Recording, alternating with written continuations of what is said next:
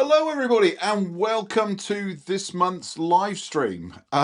Unfortunately, I normally do these at the beginning of the month, but apologies, it is a little delayed. We're now into the middle of March, aren't we?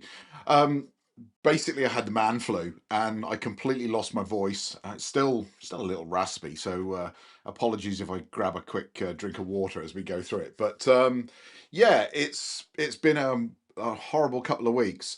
I found out that my grandson is what I call the plague carrier. So he goes to school, he gets a sniffle, comes home, doesn't bother him in the slightest, but it completely slays me. So again, apologies for being a little late this month. So as usual, same format as we always do. I've got a couple of questions that people have submitted in advance. I'll dive into those.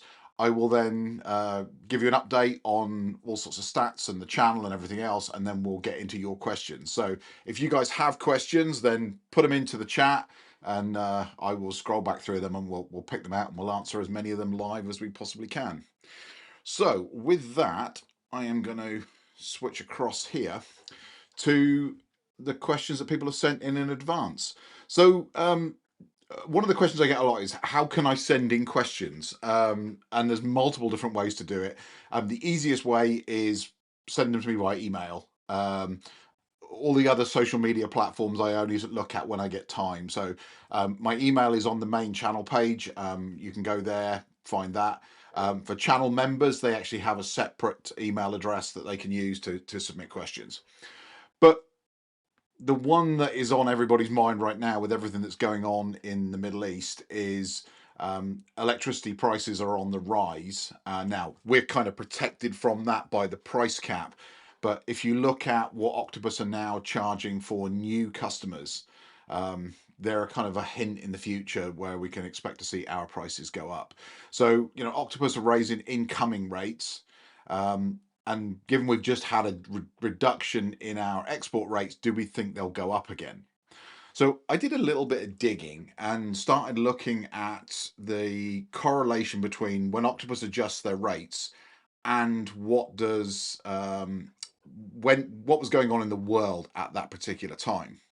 So this is a chart from this morning that shows what we call the spot price, the wholesale price of electricity, going back a year. So you can see the last 12 months. And basically, you can see us coming out of the winter on the left-hand side of the chart there. As we go through all the summer months, it sort of peaks up and down there. Then we go at the beginning of 2026, that first big spike is just winter usage. You see that regularly every year. Then it starts to drop back down. But then obviously Mr. Trump decided that what we needed was another war in the Middle East. So that spike you can see there is the basically the oil or the gas price, with gas not coming out of the Middle East as what it's done to the markets, which is obviously with gas being used to generate electricity has pushed up the spot price for electricity. So that's why you can see that on the other side there. Now, if we put on top there, so this was when Octopus announced the price cut from 15 pence to 12 pence. And you would think, okay, well, we've come off the winter peak now. They're looking at that and saying, okay, well, everything's kind of settling down. Now's the time we'll drop 3 pence off the price. But given such a sharp spike back up, does that mean we're likely to go back the other way? Well, there's an old saying, I think it's lies, damn lies, and statistics. You can use numbers to tell any story that you want. So I've deliberately chosen this chart because this tells the beginning of my story. But let me show you the full chart and we'll explain why they're probably not going to change the export rate, or if they're not going to change it back up, it might go down again. So this is the chart for the last 5 years. And just over 5 years ago was when Octopus introduced outgoing Octopus. So what you can see there is 2022, as we sort of get into when Russia invaded Ukraine. You can see the three big peaks, one after another. That was during the beginning of that. But then things kind of settled back down again afterwards. So if we actually look at when Octopus put different rates in, So they introduced outgoing Octopus, which was it was a new tariff, actually just before the beginning of this graph at 5.5 pence. So again, look at the level of what the wholesale price of electricity was, and it was at 5.5 pence. Then during the big peak there, they bumped it up to 7.5 pence, and then obviously in 2022, during the invasion of Ukraine, it hit 15 pence. So we've been living at that 15 pence rate that whole time because they haven't changed it since then. And actually, if we look at the change just a couple of days ago to 12p, that huge spike you saw on the other graph, in relation to what has happened over the last 5 years, it's really nothing. It's a blip. And that's why I say you can tell whatever story you like with a graph, some numbers, depending on how you present them, you can tell lots of different stories with it. So that's why I don't think they're going to return or go back up, because if you look at the level, we're actually almost at the same level, around about £100 per megawatt hour of when it was at 5.5 pence back in 2020. So even if you allow for inflation, you add a little bit on for that, we're probably not at 12p right now. We're probably a little bit below that. So I don't think we're going to see any rise in export rates. I think we're kind of stuck with this, and they could possibly go down even more. Okay, sorry for that bad news. This was an interesting one that came out around the other day, and it's actually something that I didn't know. For those that are Octopus customers, I don't know if you're an EV driver, you use something called Electroverse. I've been using it for a couple of years. I absolutely love this. It's an Electroverse account links to your energy account, and it means that if you've got an EV, and you can go and use public charging from a whole raft of different providers, and you can either use the card that they send you to just tap on the machine, pay for the electricity, and it then bills your electricity account, so that you don't have to take £40 authorizations off your card or anything like that. You just pay for what you use, and it all gets billed back to your Octopus account. And depending on which networks you use, they cover a whole lot. I haven't actually found many yet that they don't cover. I think GridServe might be the only one that doesn't show up on that. But what I didn't know with this is you get a discount. So if you use an Electroverse card or the Electroverse app, you don't have to tap the card. You can just use the app on your phone. You can get a discount. So my local Shell station that's up the road there, they put some chargers in a few months ago. Shell are normally the most expensive, or the most expensive I've come across for EV charging, at about 89 pence per kilowatt hour. You get about an 8% discount by using Electroverse, so you get to 82p a kilowatt hour. What I didn't know was in Electroverse, inside the app, probably because I just didn't go looking for it, is you can also subscribe to individual charge networks. So you can subscribe to Shell or to Ionity or any of those. But just by using the app on its own gets you an 8% discount on Shell. It's different for each vendor. But if you subscribe, and when I found the subscriptions page, I didn't realize there was actually multiple options here. So for the Shell one, you get 25% off for £9.99 a month. Now I looked at that and said, well, I don't charge enough when I'm out. I don't drive that many miles. So for me, it's not going to be it's not financially viable to subscribe.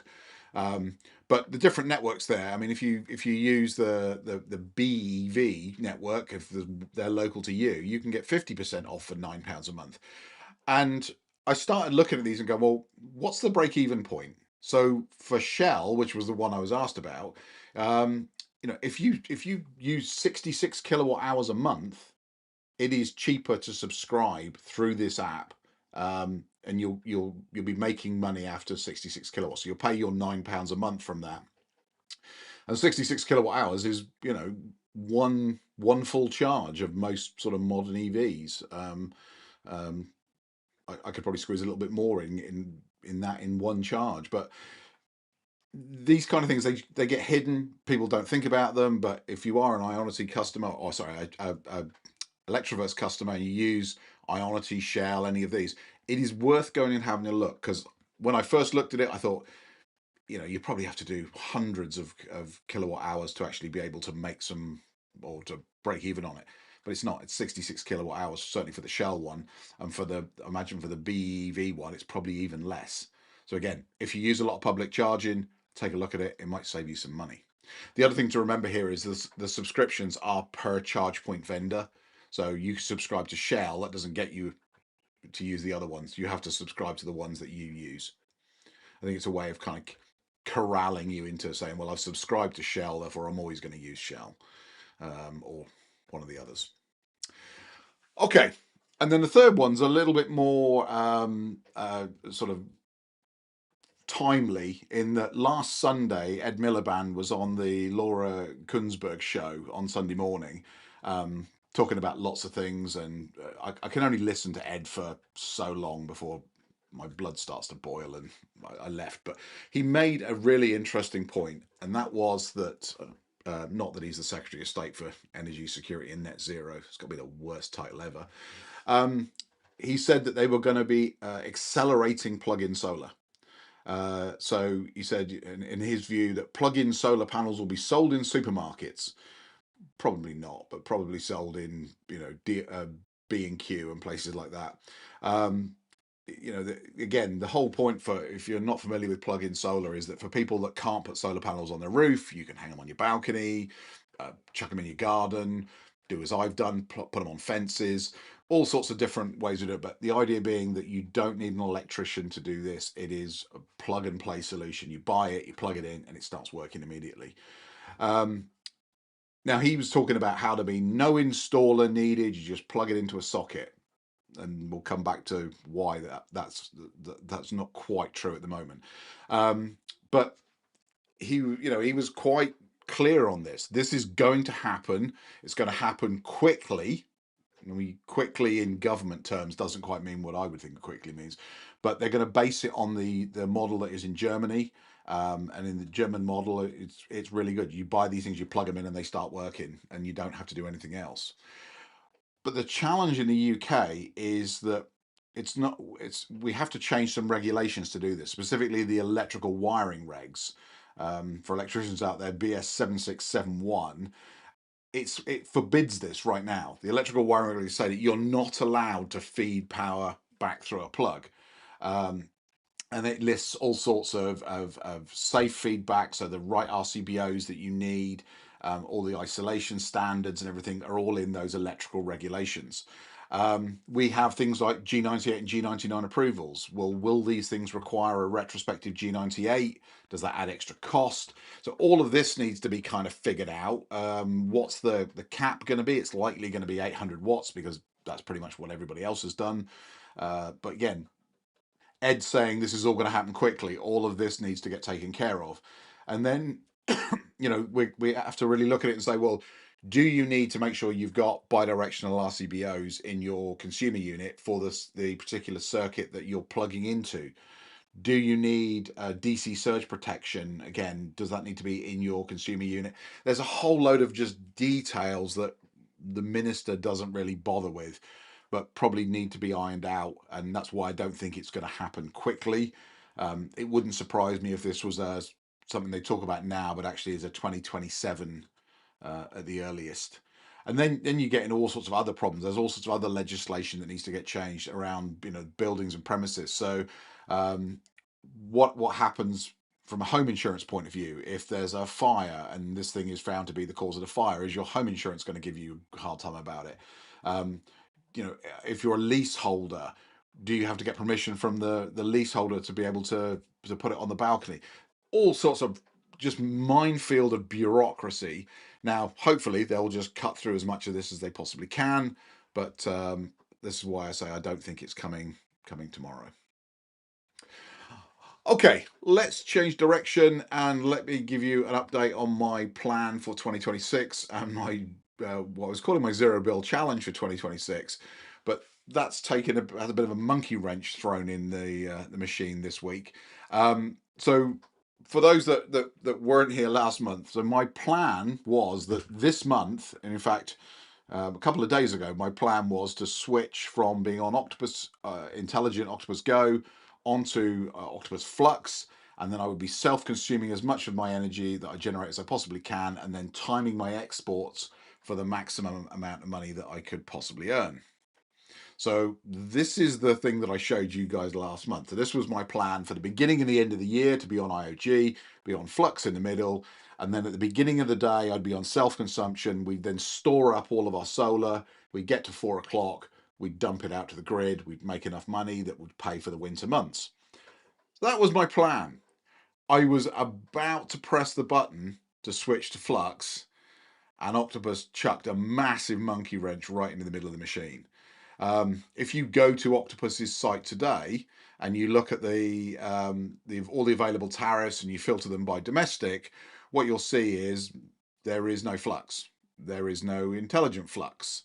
There is Go, Intelligent Go, Cozy, and then there are fixed versions of it. And there's a couple of like odd ones for people on prepayment meters. But Flux and Intelligent Flux are missing in action. If you go to the actual web pages for them, there is no sign up, change my tariff button. That's all gone. Now the pages are still there, which leads me to believe they might come back at some point, but you cannot change to Flux or Intelligent Flux right now. So I immediately got on to X, Twitter, and I pinged them and said, hey, I was planning to change tariffs and it's disappeared. What's happened? And I got a pretty stock response that said, we're changing all of our tariffs. They're all moving to fixed time periods. So again, all of those tariffs that just scroll down across the screen, they're all 6 month or a year fixed tariffs. And that's because of all the volatility and things that are happening in the Middle East. But they've taken away Flux and Intelligent Flux for now, so can't sign up to them. So I have a new strategy, new as in new until I can figure out what the next step is. So it looks like I'm staying on Intelligent Octopus Go for now, but I am moving to a self-consumption model on Go, in that I'm not going to grid charge my batteries overnight. And in fact, this week I've been trying not to grid charge them. I think at the last 7 days I've grid charged one night, and that was just because they were getting very, very low and the next day didn't look too good. But it's been glorious all afternoon.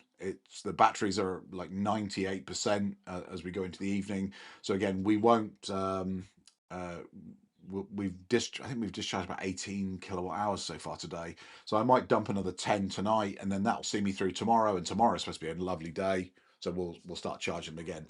So I can't get the export that I wanted on Flux. So we're gonna have to do it on Intelligent Octopus Go, and then if Flux comes back later in the year, then maybe I will switch to it at that point.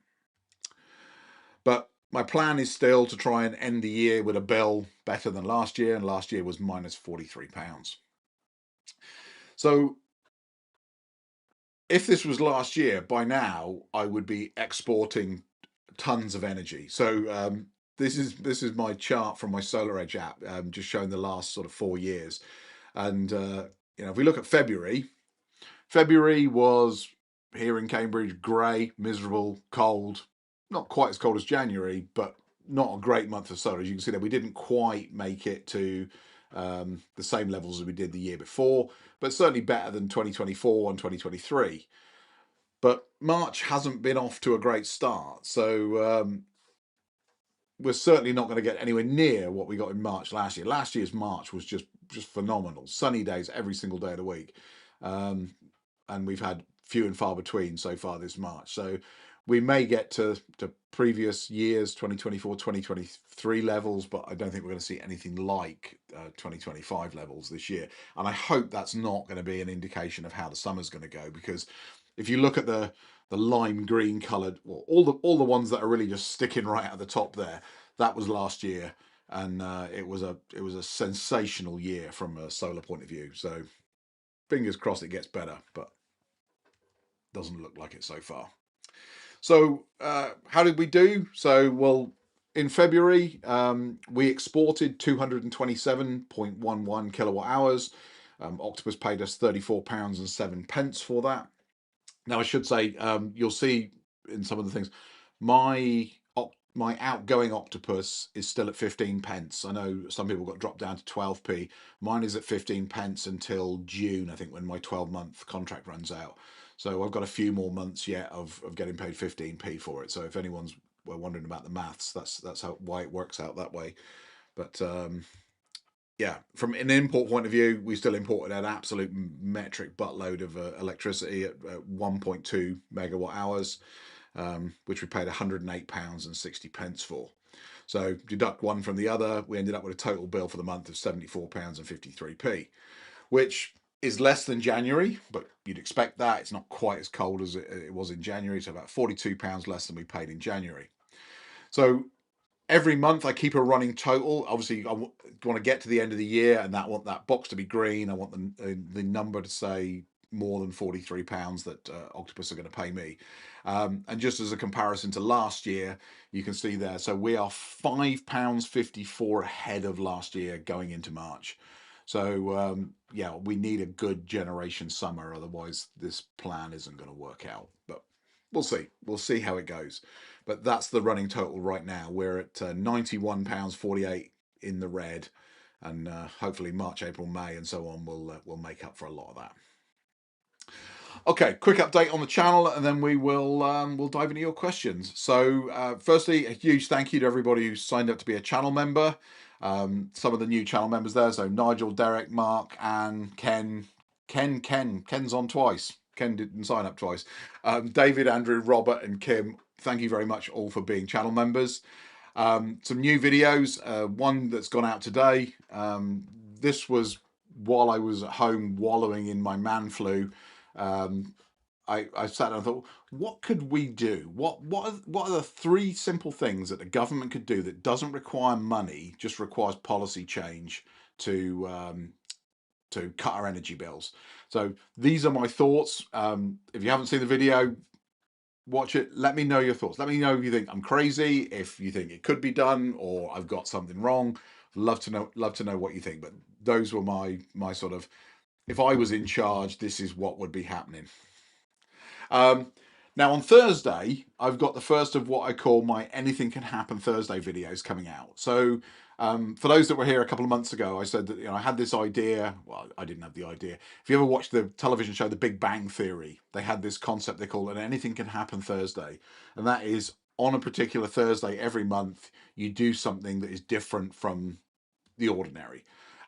So Anything Can Happen Thursday videos will be not about solar panels. They won't be about batteries or anything like heat pumps or anything like that. There'll be something different. Now, there could be sponsored videos. In the case of this one, somebody sent us a electric cargo trike, which my wife has put to really good use down at the stables. So again, completely different video. If it's not your kind of thing, I won't be offended if you don't watch it. But there will be a rolling set of videos, one or two a month probably to start with, on Thursday. So if you see a video come out on a Thursday, it will be an Anything Can Happen Thursday video. And then on Friday, update, I've been adding more solar panels to my fences in preparation for Ed Miliband actually making it legal. But I've got a plan to put some small integrated panels into the fences. So a video coming out on Friday with that. Obviously, members, if you're a member of the channel, you get access to all of these early.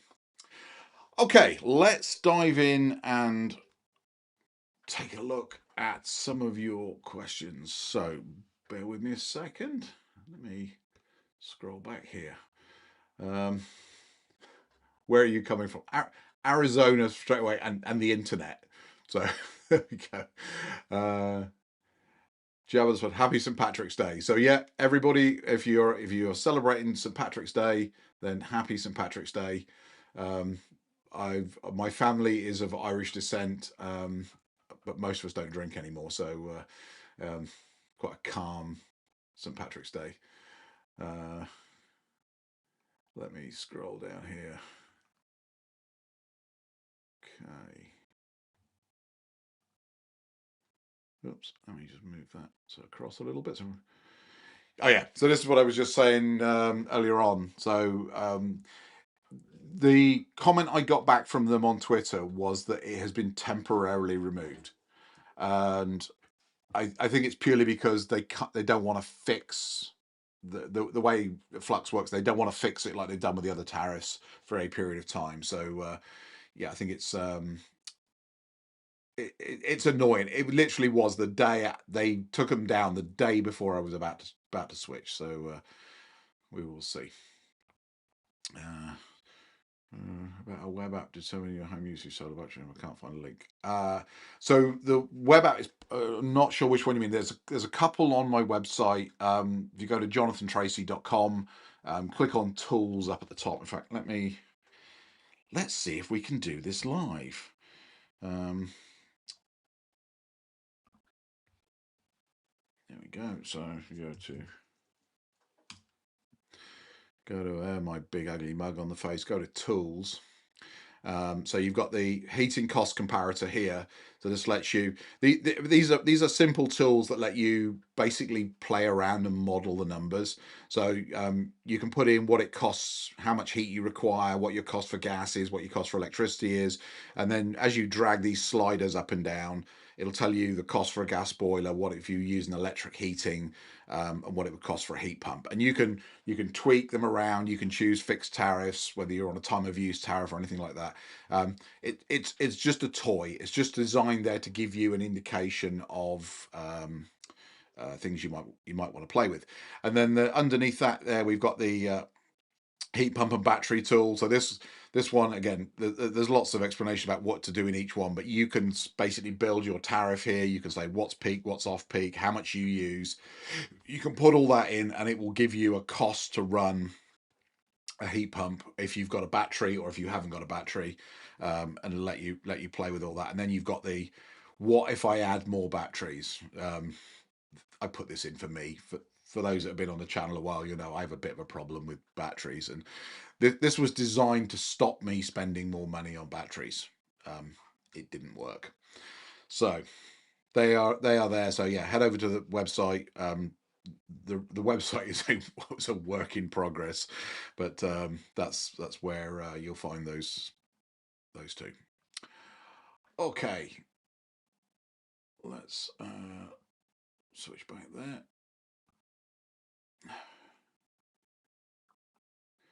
Let's have a look. Can you see the names of who's watching you live online, or do we need to say good evening to let you know? So I can see if you comment. So I have limited sort of real estate, if you like.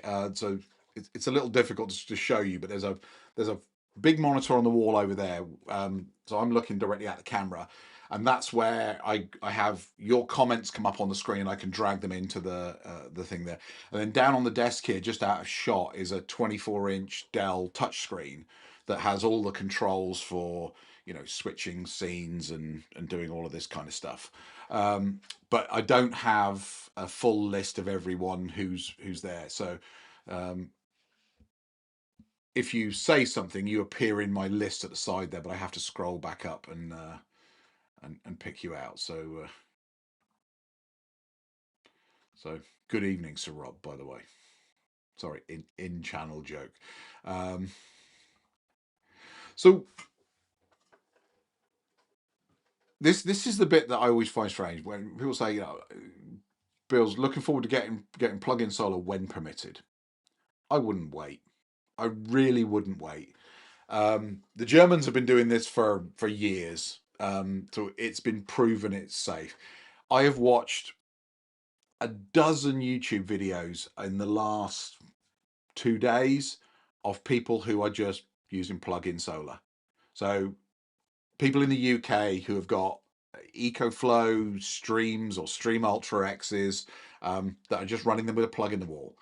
And I've put my hand up before and said I ran my power stream in my garage for over 2 years with a plug in the wall, and it didn't do it any harm. It works fine. There are no issues that I'm aware of, but I know everybody will get funny about it. But if you want to do it, I would just do it and let the legislation catch up with you. I was talking to somebody the other day who's been running theirs for 2 years. They haven't even bothered filing a G98. Now, I know you can get into a lot of trouble and the DNO could have problems with it, but the reality is people are doing this. And I think that it's more the government legislation is catching up with people who are doing it because they think it's the right thing to do for their family. Do you ever plan on reviewing the Octo? Okay. I think you pressed enter. That's okay. So, well, No, because Octopus Drive Pack isn't available anymore. Or let me rephrase that. Octopus Drive Pack is oversubscribed and is not accepting new customers currently. So you can't get it. And every time I've pinged Octopus and said, hey, any plans to expand this, nothing that they're willing to talk about. So my gut feeling is if you are somebody who drives a lot, this was a really good deal, because it basically fixed your charging costs at £30 a month, irrespective of how much you used. And I think a lot of people who were in that situation took advantage of it when it was there and said, right, I'm having that. And Octopus don't want to or don't have the capacity to do any more. So um, yeah, from what I understand, and talking to somebody who actually has this, it is very similar to Octopus Intelligent Go, in that you just come in and plug your car in and charge it when you want to charge it, but it caps your spend at £30 a month. Now I'm sure there's terms and conditions and um, what do lawyers generally call it? There's fair use policies or something like that in there. But yeah, if they bring it back, I'm certainly happy to take a look at it. But yeah, every time I generally check in every kind of couple of weeks just to see, but it's always got these, we're currently oversubscribed and not accepting new customers on the website. Uh, Happy St. Patrick's Day, Bill. Um, Electroverse no longer bills your account. You have to pay. It's still billing my account. I used mine 2 days ago, and the bill ended up on my account. So yeah, not sure. Maybe there's maybe it's something different for new customers. But right, I literally used that Shell station that I showed you 2 days ago. Was it 2 days ago? Let me Electroverse. 4 days ago, sorry, 4 days ago, I charged my car at the Shell station. So yeah, it's still doing it. It takes 2 or 3 days and it shows up on my bill. So don't know is the honest answer, but I'll actually ping them and check. I've actually found somebody at Octopus who's very good at replying to email. So I'll I'll I'll I'll take an action, as they say in the office, and we'll go and take a look at that. When these plugins solos be in the form. So this is something that's not clear, and my suspicion is that because, in theory, for Octopus to give you an outgoing Octopus setup, you need a G9, you need a G98 in place or a G99 in place, and you need an MCS certificate, and you won't be getting an MCS certificate for plug-in solar. So I'm not sure you will be able to export from it. I think it will just be for self-consumption. Now, if you've got an existing export tariff, so if you're already on Octopus outgoing and you add plug-in solar to that, then they have no way to tell the difference of where the electrons are coming from. So yeah, I just don't think you will be able to get on an outgoing tariff without an MCS certificate. Now, again, part of this redoing of all the regs might be that Ed Miliband decides that we're going to do away with MCS. Or I know there's a lot of people that really don't like MCS. We will see. We'll see what happens. But I wouldn't count on getting an outgoing for a plug-in solar system. Will this require modification of an existing flow to sell a new stream battery micro? They work today. The only difference is when you buy. So if you buy like the stream, so the you've seen, for those that have been on the show, you've seen the pictures of my stream system. My stream system is 3 modules. The first one is connected to the mains. So the way they work is you connect the first one to the wall, and then the second one connects to the first one, and they daisy chain to each other. And you can go up to 12 modules, I think it is. The inverter, the bit that talks to the house, is in the first module, in the ultra, the max, or the pro. So that basically has the one that has the solar panel connections on it, and then the other two that I have are just add-on batteries. So they work today. Now, when you get them and you unbox the thing, you get the battery unit sitting there. You get a cable that connects onto it, and then the other end of the cable has just got 3 bare wires on it. because they used to supply stuff with a plug on it, and then they said you're not allowed to do plug-in the UK. So their answer was, well, we'll just send bare wires and leave it up to you to decide if you're going to wire that into a fuse spur like you should do, or if you're just going to put a plug on the end of it. I say the vast majority of people I speak to who've got EcoFlow systems and other brands, there are other brands that do this, but the EcoFlow systems just have a plug on the end of it. They literally take the cable that comes with it, wire a plug on the end of it, shove it in the wall. Now, for any of you, that there's a channel called eFix, a channel that's run by a company, a load of electricians. They did a video just a couple of days ago on plug-in solar, and he actually, for an electrician to do this, if it had gone horribly wrong, if it had gone horribly wrong, we'd never seen the video. But he actually showed that you can pull the plug out and it immediately isn't live. So you can't electrocute yourself. And he does this by using a voltage tester on the cable. And as he pulls the plug out, you see the voltage tester go dead. And then obviously he touches the pins and there's no electricity from it. So there is no safety issue with these systems. The soon as they lose that 50 hertz signal from the house and from the grid, then there's no power being delivered, and you won't get a plug out the wall quick enough to get your fingers onto it. I will probably get into trouble for that because somebody will now go and try it.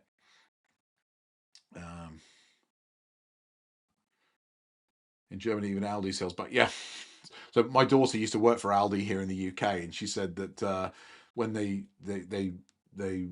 would look at what you could get in an Aldi in Germany in the leaflets that they saw, it doesn't surprise me at all that you could buy solar panels in there. So I'm sure there will be, but the big thing with supermarkets is to remember it's about space. So unless you've got like a massive Tesco's Extra or something like that, they're probably going to look at how much money can we make per square meter of floor space, or you can just order them off the website. You don't really want to be taking solar panels home in your trolley, getting them in your car, and that kind of stuff, do you?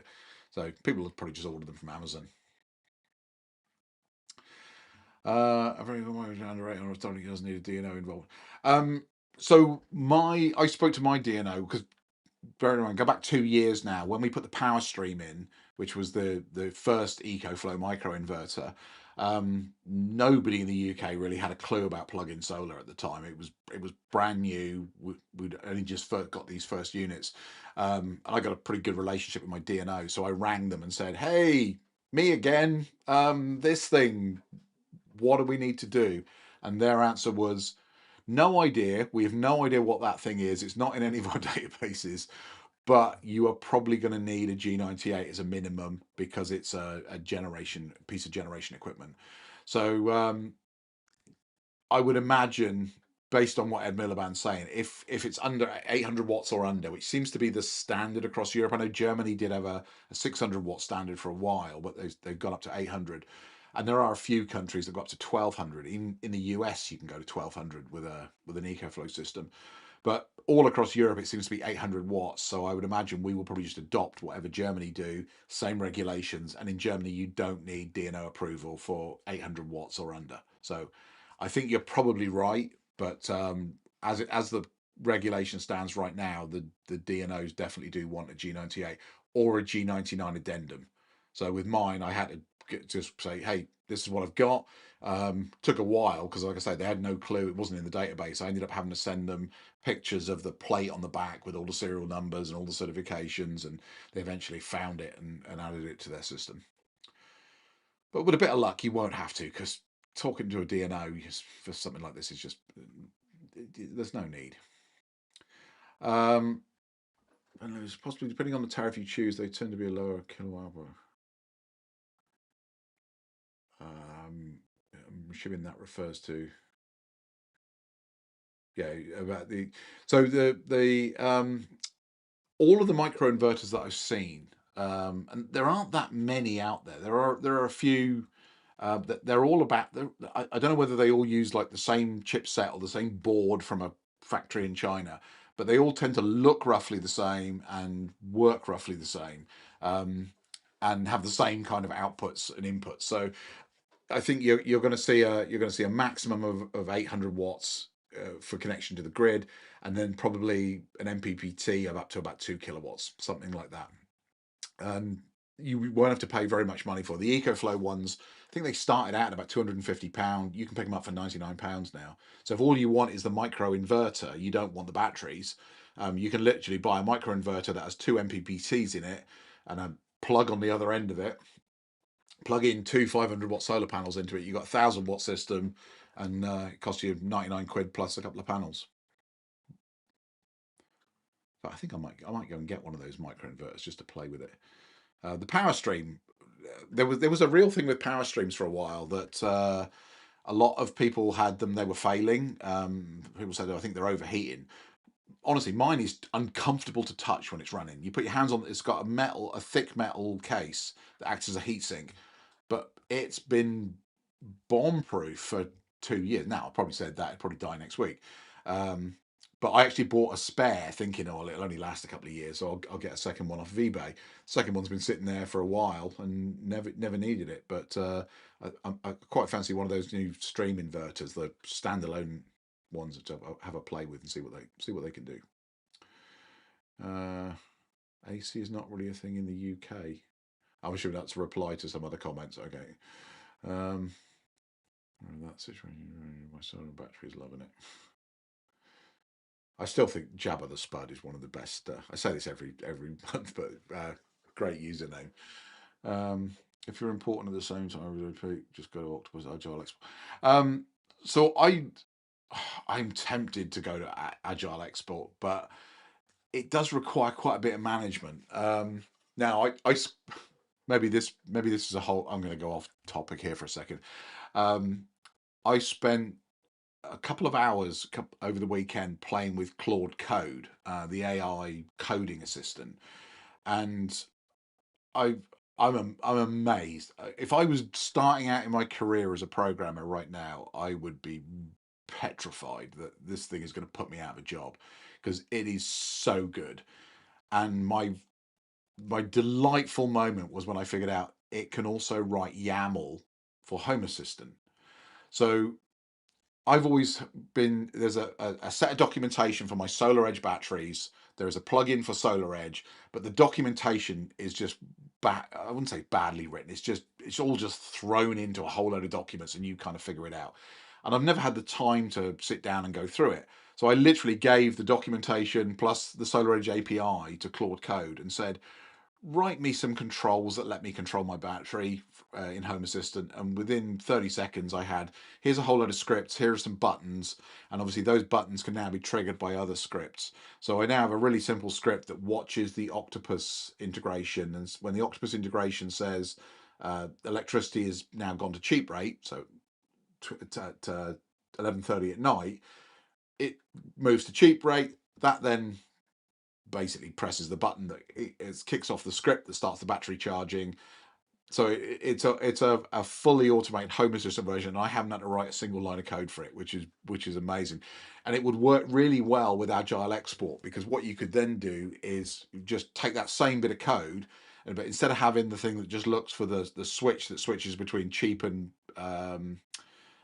expensive electricity, you could set a limit and you could say at any time if Agile Export goes over 15p a kilowatt hour, then start exporting. And then you could put another limit on. And again, Claude Code could write all this for you. And I'm sure there are other AIs that would do this, but Claude was the one that I used for it. And, it was a whole rabbit hole on a Sunday afternoon that went down. David, hi from Archer, placed an order for ground mount array and so you got a new battery. Oh, one that the DNO might restrict the export. What is G100? To be honest, I'm not clear. So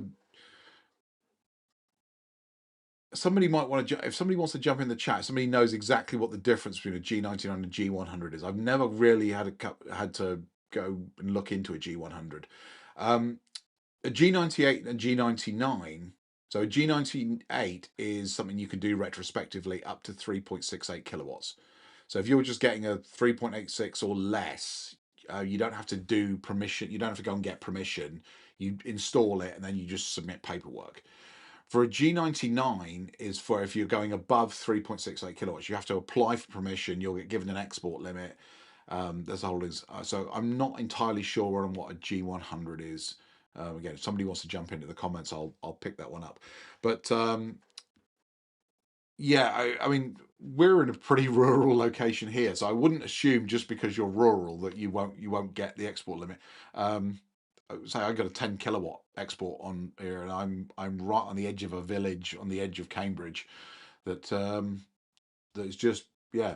There's not too many people around here with solar, so that might be why I've got a higher export limit than I. But again, just because they say this is what we're offering doesn't mean you have to accept it. Well, you can accept it, but then keep badgering them, keep going back to them and say, hey, I'd like a bigger limit, if you can. But yeah, congrats on how big is the ground mount going to be?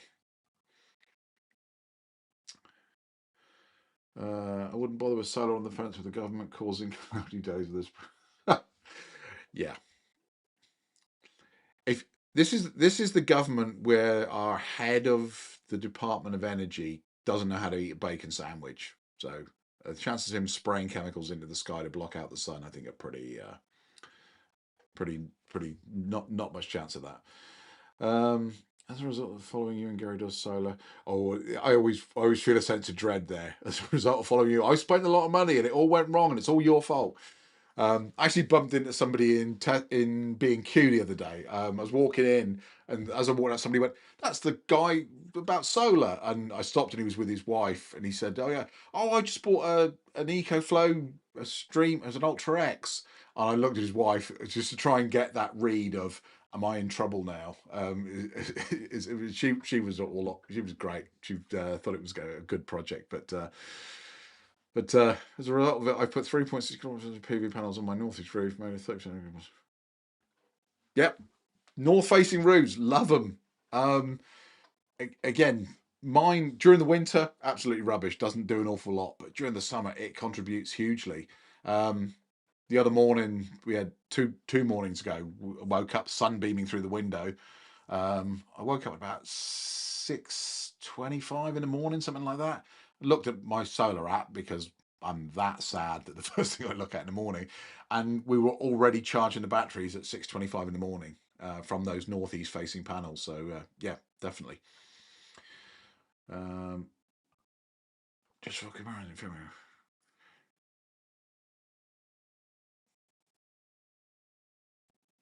1 kilowatt was important. 486 kilowatt hours were exported for $17.80.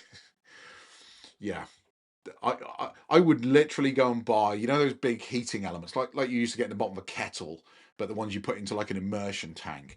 And I would put it on a stand in the garden, and I'd export all my solar energy to that rather than give it to the energy company for a pittance like that. Or just boil a bucket of water or something with it.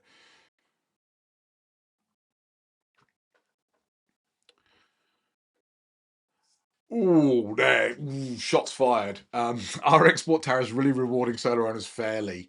God, that's the kind of thing you throw out in a pub when you're finishing your last pint and you're leaving, and you leave everybody to have a raging argument.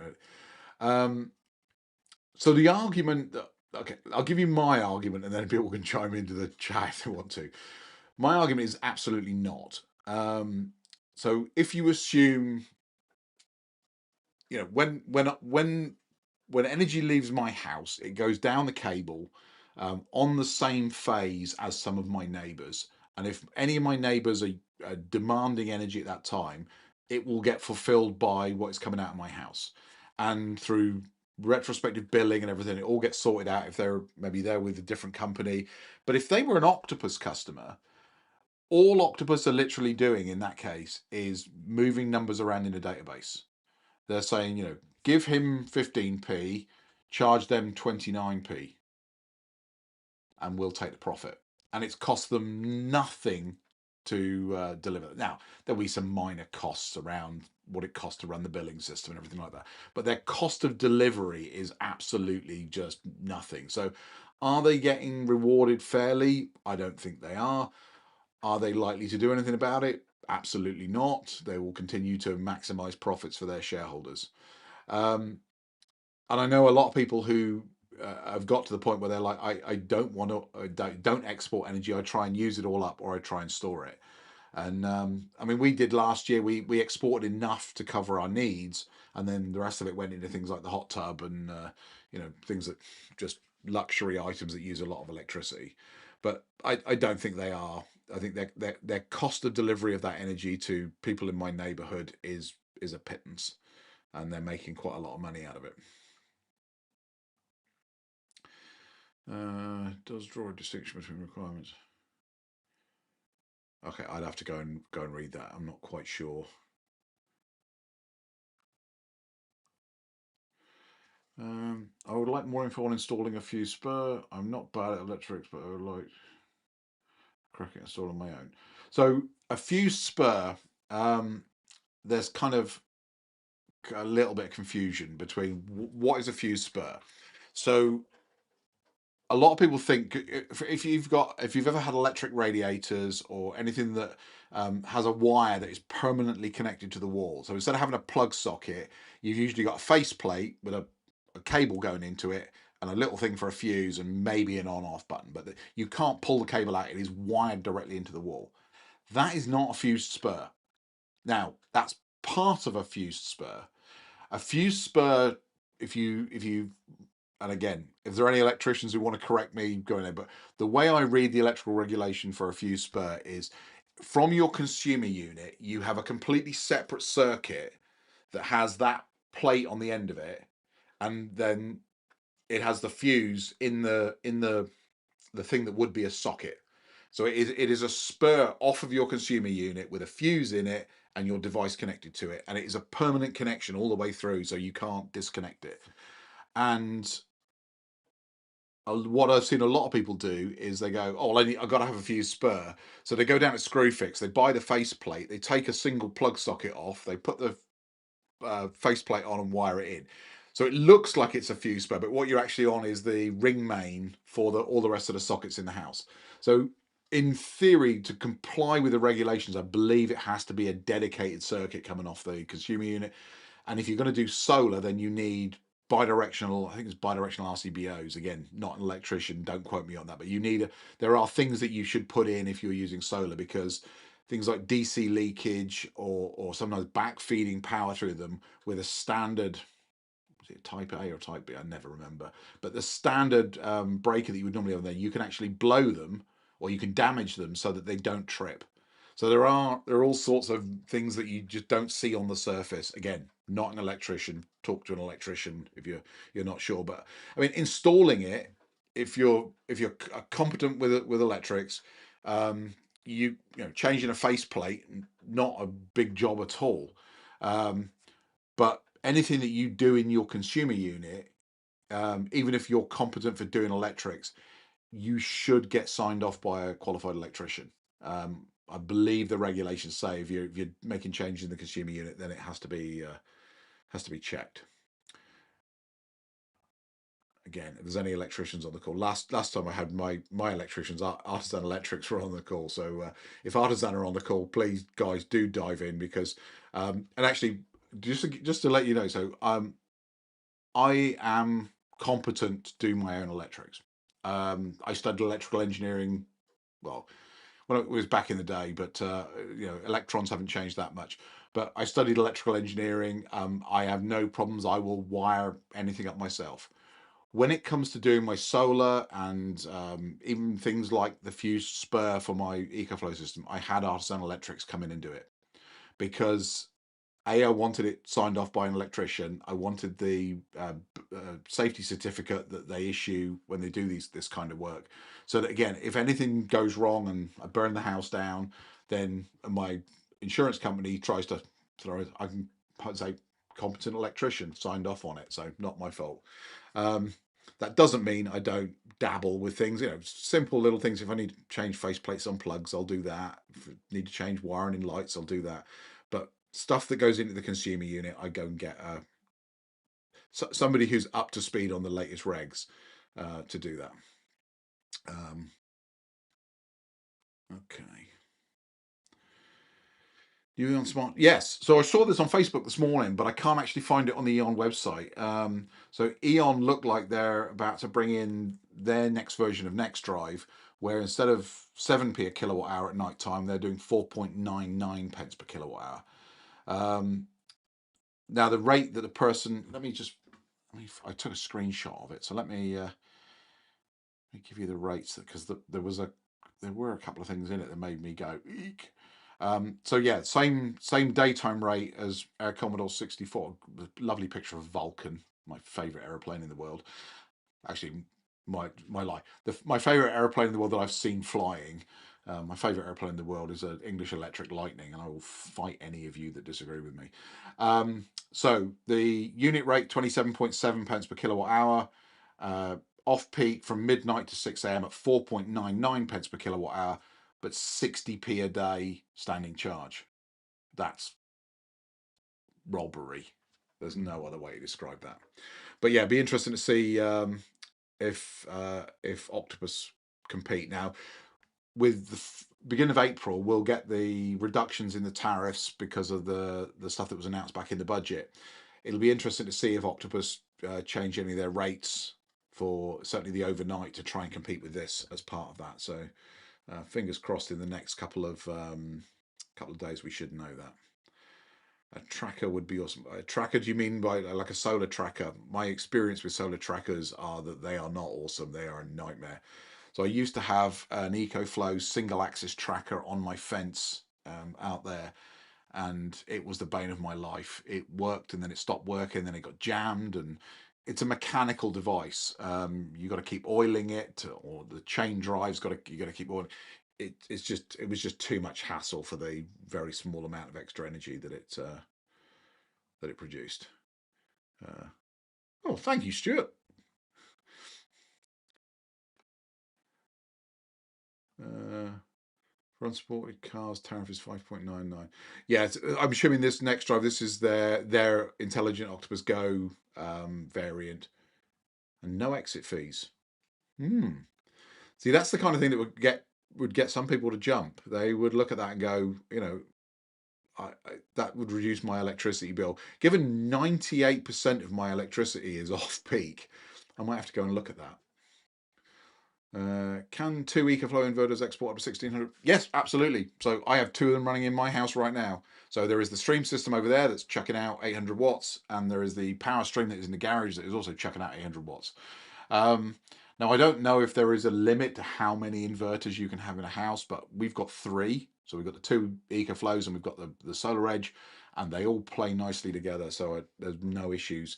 The one thing you do have to be careful with if you've got the EcoFlow and you've got a bigger inverter is that they don't get into a race with each other to try and supply power.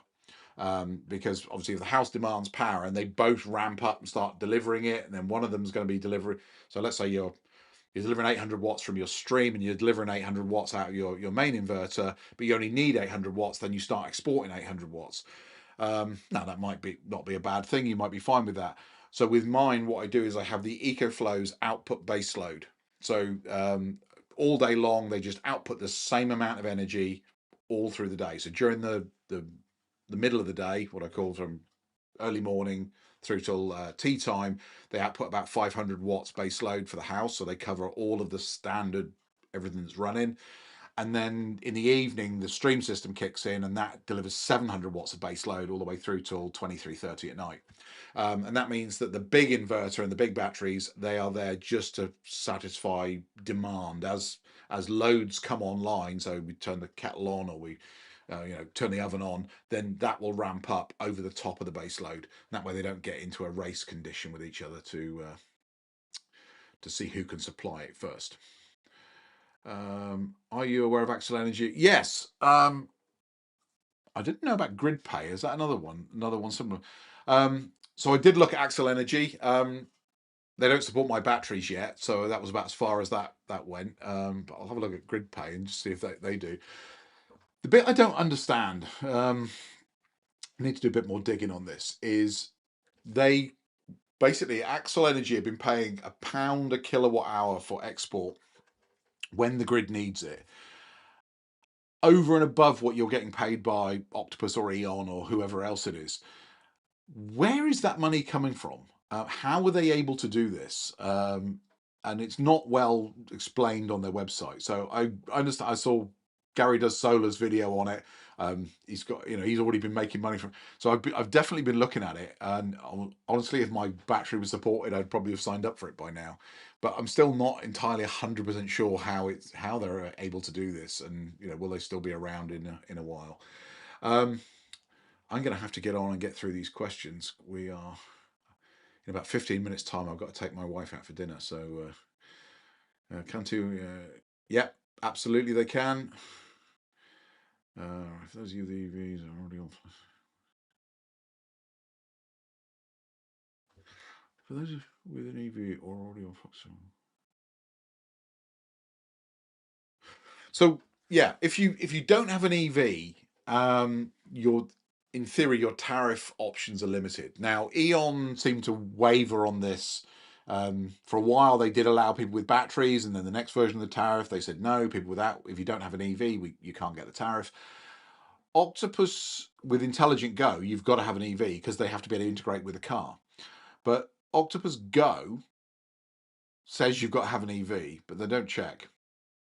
How do I know this? Because I've got lots of neighbours that are on Octopus Go and don't have EVs.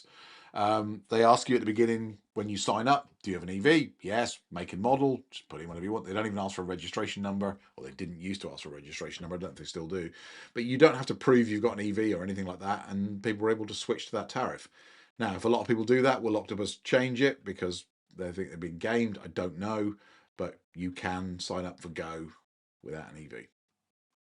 I'm probably going to get an email from Octopus tomorrow saying, "Why were you telling everybody they could do this?" Thought about joining us. Yeah, you don't have to leave this Axel Energy. You don't have to leave your current provider to get it. So it does seem like quite a good deal. What are your thoughts on VPP to support? I did a session a couple of weeks ago.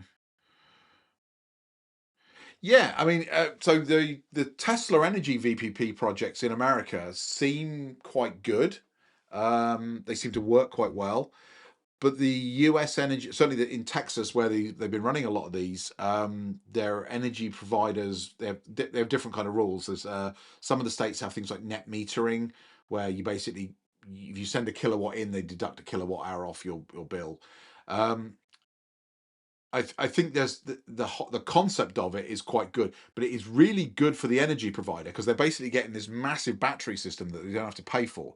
So it depends on the rates, it depends on what they're going to pay you as part of the VPP to do that.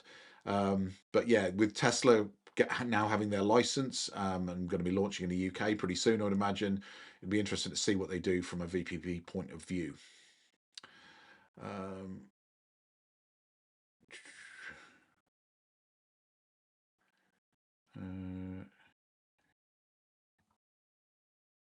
Think all our taxi drivers are on. So yeah, so that's probably why you can't sign up for Drive Pack. So here in Cambridge, there are an awful lot of EV or plug-in hybrid taxis, and if I was one of those taxi drivers, I'd be on Drive Pack because it would save me a fortune. Octopus still offering export tariffs with non-MCS. Yeah, so this was they've been doing this for a while. So you can get an export tariff from Octopus if you pay the money. I've heard £200. I've also heard some people say it's £250.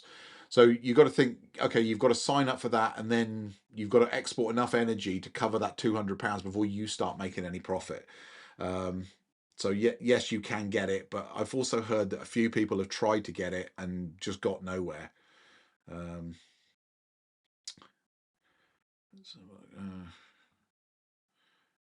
If it's showing a single direction, I suppose is not a problem. Yeah, so the from what I understand, again, not an electrician, if you have a single direction RCB and you send power the other way through it, it actually damages the RCB. Now it still works, you still get power through it, but it might not trip if there's a fault. That's why they recommend bidirectional RCBOs. My not an electrician thinking here is from now on they should be fitting bidirectional RCBOs as standard in every consumer unit. Every time you change one out, put a bidirectional one in, even if you don't need it.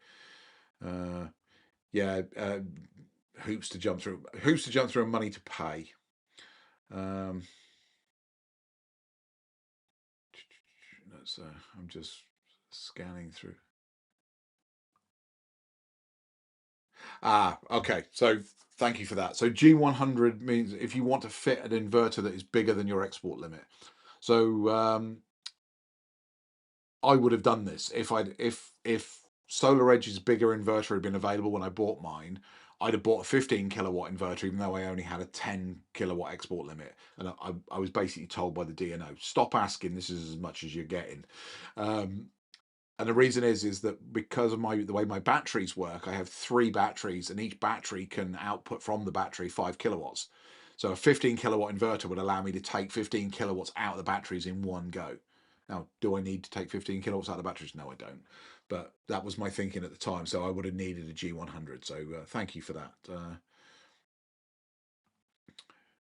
But yeah, you would have to in all inverters that are for sale in the UK, there is a limit that you can basically put into the inverter that says this is what my maximum export is. So the inverter won't let you export more than what your G100 says. Lots of stuff on the G100. Alan Clark, pretty sure Octopus is not offering any export tariffs currently.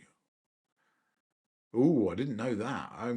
I will ping their PR department tomorrow morning and see what they have to say about that. But it wouldn't surprise me. But yeah, so if you're on an export tariff, be thankful because you might not be able to get one.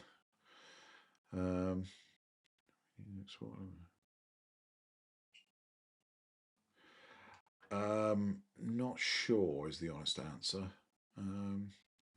I'd like to use 1200 watt microinverter. So again, things I'll get into trouble for saying. If you go dabbling through the EcoFlow app and you tell them that your place of residence is another country other than the UK, you can get the microinverter to go up to 1200 watts. Should you do that? No, absolutely, you should not do that. But they are capable of doing it, and I've seen lots of American YouTubers. EcoFlow are just starting to get into the US in the sort of microinverter market, and then microinverters are all set at 1200 watts. Now again, that could be due to differences in the the US electrical system. They got that weird 110, 120 volt system. David's saying he's ground mount with 24 panels, 11. Nice. Again, this is something that if you've got the space to put a ground mount system in your, why do you need planning permission? What's it got to do with the council, what you do in your fields or your garden? I don't know why the ground mounted systems need planning permission when putting it on your roof where it's a lot more visible doesn't. Don't know. Yeah. Okay.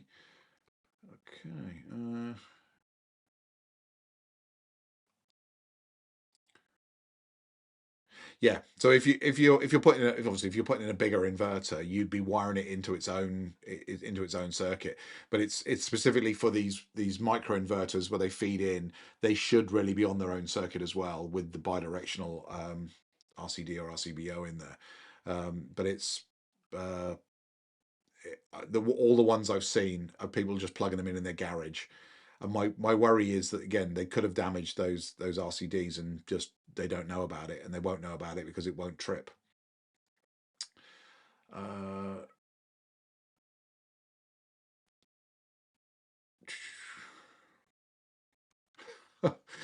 Well, we went off on a tangent there. 100% would be my top 2 aircraft as well. If anybody wants to see it, buried on my YouTube channel about 5 years ago, I went to Bruntingthorpe, which there used to be a museum there where they had a couple of English Electric Lightnings that they used to take them and put them on full afterburner, power down the runway for 2 seconds. The video doesn't do it any justice, but the noise that thing made, or the feeling that you could feel as it was going, was just amazing. Do you have to pay for extra for app features? So they do. EcoFlow do have a couple. They have an AI feature in their app. I haven't subscribed to it. I don't see any need for it. I mean, it gives you things like weather forecasts, and it's got a couple of features in it, but the vast majority of the features in the app are all free if you buy the hardware. Edge Pixel saying good energy don't seem to require an EV, and in law EV. Yeah, I mean, so I've said to my daughter, she's her partner's thinking about getting a plug-in hybrid, and they were saying, well, could we get an EV tariff? And I said, well, I don't know if plug-in hybrids can, but if they don't, we'll just loan you my wife's Nissan Leaf for a few days, and if anyone wants to come around and check that you've got an EV on the drive, then there you go, you've got an EV. So it does seem silly that they don't they treat house batteries and EVs very, very differently. Very interested to see how much Tesla drop their pants to disrupt the UK energy market. So yeah, it's going to be interesting. I don't know that they'll be dropping their pants very much. You know, Elon didn't become the richest man in the world by giving away too much money. But I think they will be disruptive. I think they will come in with a different offering or a different price structure or deals on Powerwalls or something that will just set them apart from others, because they're starting from zero. So they need to build a customer base pretty quickly.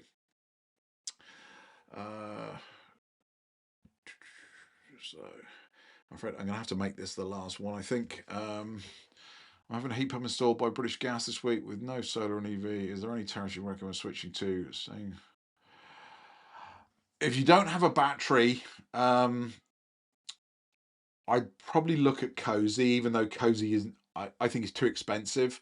The reason is that there are 3 points during the day. Cozy has these 3 dips where you get slightly lower price. And that means that in the winter, specifically with a heat pump, you can run the heat pump at full power in those 3 dips. So 3 points of the day, you can heat the house, basically let the heat pump turn off during the expensive parts, heat the house again. It's still going to be expensive, but I would.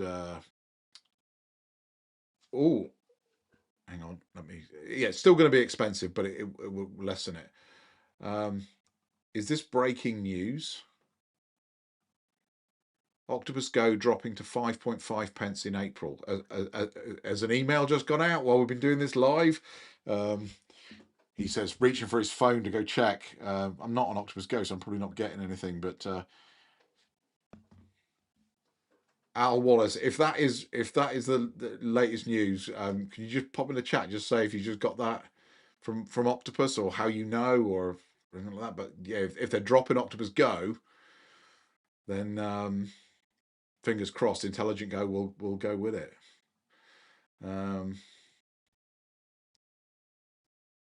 Yeah, interesting news.